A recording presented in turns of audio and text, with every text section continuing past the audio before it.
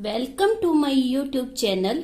आज हम करने जा रहे हैं कक्षा 9th का फर्स्ट चैप्टर, हमारे आसपास के पदार्थ।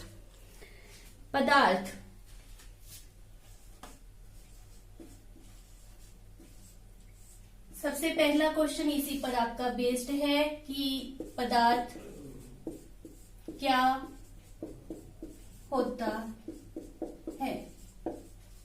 पदार्थ किसे कहते हैं, पदार्थ क्या होता है, तो उसका उत्तर क्या है। वे सभी वस्तुएं जिनका द्रव्यमान हो,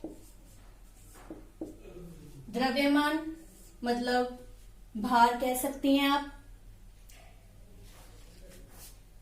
मान लेते हैं कोई लकड़ी का पीस है, मेरे हाथ में जो मार्कर है, कोई चौक है, ब्लैक बोर्ड,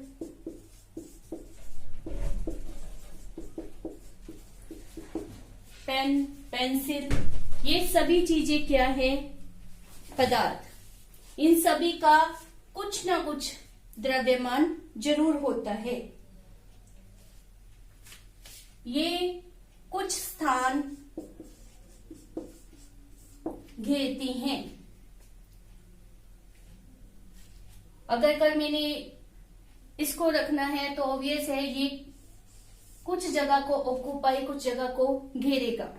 तो इस पदार्थ को, इस वस्तु को हम क्या कहेंगे, पदार्थ। वे सभी वस्तुएं जिनका एक फिक्स द्रव्यमान होता है, जो कुछ जगह को घेरते हैं, उन्हें हम क्या कहते हैं, पदार्थ।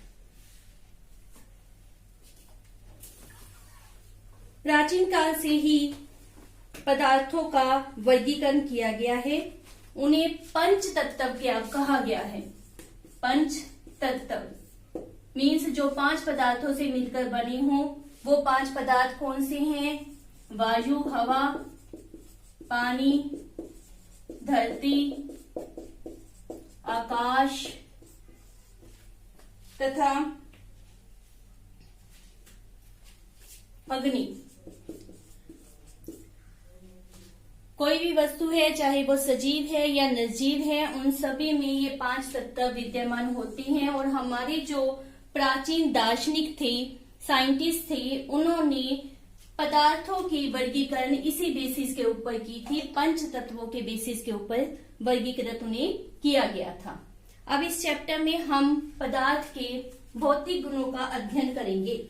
सबसे पहले पदार्थ का भौतिक गुण क्या आता है। हाँ जी, तो ये छोटे छोटे पार्टिकल से मिलकर बने होते हैं। जिसे स्टडी कर रहे हैं हम, भौतिक गुणों को। पहला गुण क्या हमने सीखा कि पदार्थ छोटे छोटे पार्टिकल से, पार्टिकल मीन्स कणों से मिलकर बने होते हैं। टेस्टिंग करने के लिए एक्सपेरिमेंट कर लेते हैं। मान लेते हैं हमने एक बीकर में इतना पानी लिया, उसके अंदर 1 चम्मच नमक या फिर चीनी ऐड की, डाली, इसमें डिसॉल्व कर ली, इसके अंदर घोल लिया।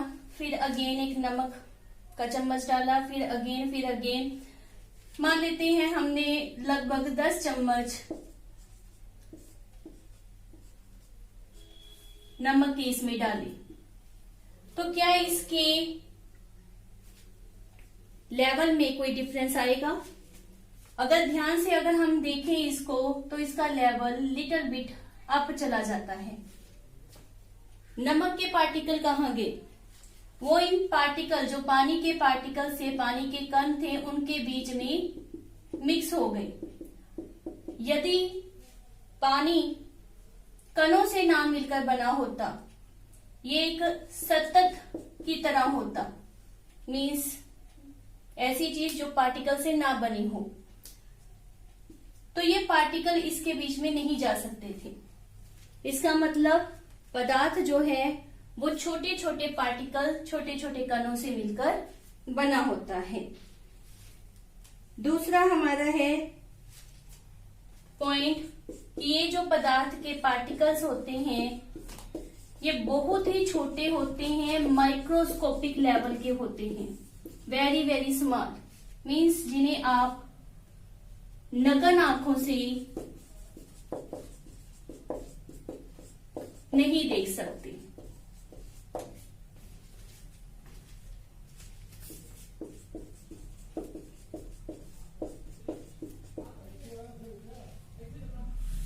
थर्ड पॉइंट है,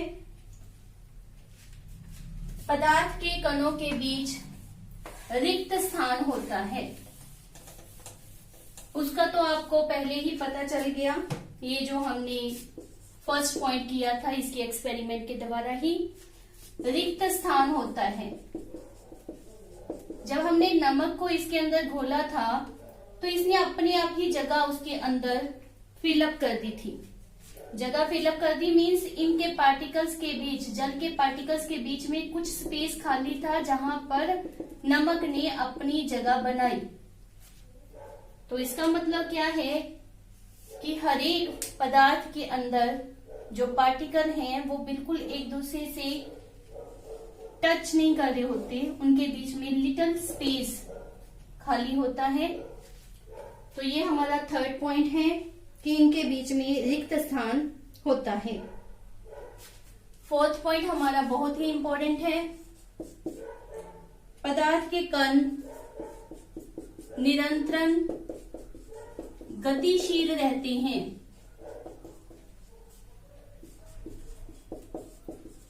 मान लेते हैं ये एक रूम है, इसके अंदर यहाँ पर आपने कोई अगरबत्ती जगाई, यहाँ पर आपकी सीटिंग है, तो ये अगरबत्ती की स्मेल क्या आप तक पहुंचेगी? डिसाइड करिए आप ही। अगर हाँ, तो इसका मतलब ये जो इसकी स्मेल के पार्टिकल थे, महक के पार्टिकल थे, ये मूव करके आप तक पहुंचे। या दूसरी एक एग्जांपल ले लेते हैं, आप घर में बैठकर भी इस एक्सपेरिमेंट को करके देख सकते हैं। मान लेते हैं ये हमारे पास एक पानी का गिलास है, इसके अंदर एक तरफ से मैंने यहाँ पर इंक, ब्लैक, रेड, किसी भी कलर की इंक को ऐड किया, तो आप देखोगे कि ये यहाँ पर इस तरह से करता हुआ मूव कर रहा है ना। बहुत सुंदर सा इसका दृश्य बनता है, आप करके देखिए।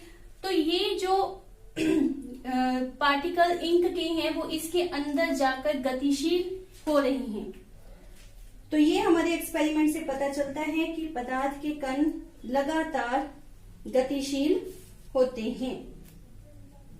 यहीं से एक और पॉइंट भी हमारे पास बन रहा है, उसको फिफ्थ पॉइंट का नाम दे सकते हो या फोर्थ का ए और बी पार्ट आप लिख सकते हैं, जिसमें हमारे पास कहा गया है कि तापमान बढ़ने पर पदार्थ में गतिशीलता, कणों की गतिशीलता बढ़ जाती है। उसके लिए भी आप एक्सपेरिमेंट करके देख सकते हैं। एक बीकर लीजिए, उसमें ठंडा पानी लीजिए, दूसरा बीकर, उसमें गर्म पानी। अब इसमें चीनी घोलिए, लगभग 2-3 चम्मच चीनी इसमें घोलिए और इसमें भी उतनी ही मात्रा की चीनी को घोलिए और चेक कीजिए, टाइम नोट कीजिए, स्टॉप वॉच लगा लीजिए किसमें जल्दी से चीनी घुलती है। आप चेक करेंगे, आप अपने पता भी करें किसमें घुलेगी, गर्म पानी में। क्यों घुली? क्योंकि जिसमें तापमान बढ़ जाता है उसमें कणों की गतिशीलता बढ़ जाती है, तो इसी कारण चीनी वहां पर जल्दी से घुल जाती है। सिक्स्थ पॉइंट, पदार्थ के कणों में,